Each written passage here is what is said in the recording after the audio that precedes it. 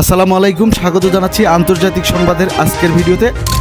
আজ 8 মে 2025 বৃহস্পতিবার Al Jazeera সূত্রে প্রকাশিত ভারত পাকিস্তান, ইসরায়েল গাজা, যুক্তরাষ্ট্র ইয়েমেন ও লেবানন ইসরায়েলের সংঘাতের সর্বশেষ পরিস্থিতি নিয়ে আপনাদের সাথে আমি মোহাম্মদ জাকিরুল ইসলাম।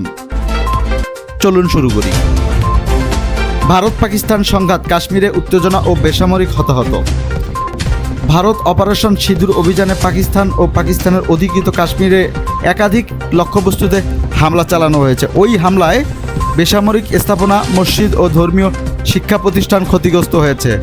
পাকিস্তান পাল্টা হামলা চালিয়ে ভারতের 5টি যুদ্ধবিমান ভূপাতিত করার দাবি করেছে। কাশ্মীরের সীমান্তবর্তী এলাকায় গোলাবর্ষণের ফলে বহু পরিবার ঘরবাড়ি হারিয়েছে এবং নিরাপদ আশ্রয়ের সন্ধানে ছুটছে এবং যুদ্ধ এখনও অব্যাহত রয়েছে। ইসরায়েল গাজা অবরোধ ও মানবিক সংকট।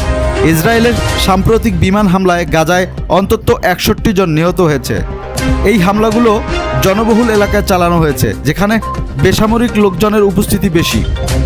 গাজায় খাদ্য, পানি ও ঔষধের তীব্র সংকট দেখা দিয়েছে, যা শিশুদের জন্য মারাত্মক হুমকি সৃষ্টি করেছে। যুক্তরাষ্ট্র ইয়েমেন, হুতি বিদ্রোহ ও মার্কিন বিমান হামলা।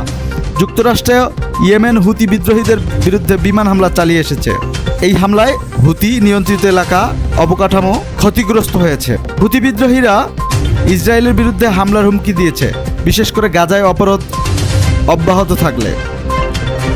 এদিকে লেবানন ইসরায়েল উত্তেজনা ও সম্ভাব্য সংঘাত।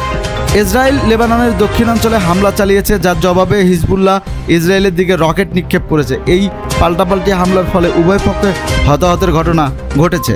বিশেষজ্ঞরা আশঙ্কা করেছেন এই উত্তেজনা পূর্ণাঙ্গ যুদ্ধে রূপ নিতে পারে, যা গোটা অঞ্চলের জন্য বিপজ্জনক হবে। খবর আল জাজিরার।